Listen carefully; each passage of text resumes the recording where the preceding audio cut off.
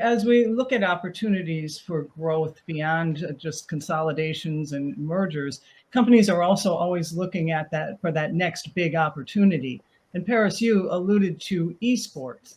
Curious about your predictions for esports in the United States and how your company would approach the United States in terms of bringing esports or expanding esports here, and what challenges and opportunities you see for the US market when it comes to esports.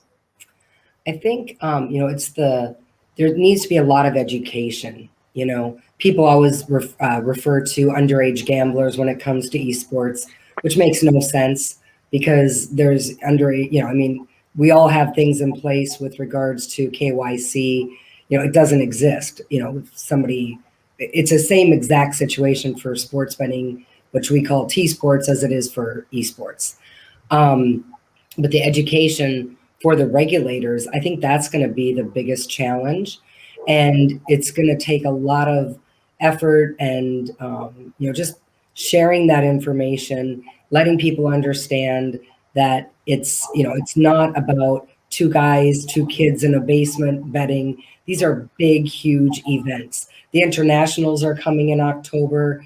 I think that event will be bigger than any Super Bowl or any U.S. Final sport that there is. So the opportunity is massive. And it goes to what I was saying earlier, these companies that are consolidating and, doing such a great job with their experiences, they want to diversify. And in order to diversify, they're going to need to look at those esports players. And it's, they have the 4 or 5 big sports that they have, like GoSu, Counter-Strike, all the main esports themed sports that they offer. But there's new things, the mobile betting. Mobile esports is something, it's in Asia right now, but it's going to catch on into the US market. And that's a whole different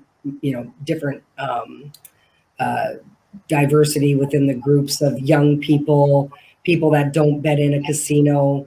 It's going to be a real opportunity to capture an additional market. So I think, esports is going to come. It's going to come a bit slower, just the lack of knowledge, education, and information. But when it does start coming through and people understand what a great opportunity it is, not just for the profit perspective, but just from the diversification perspective, I think it's going to be huge.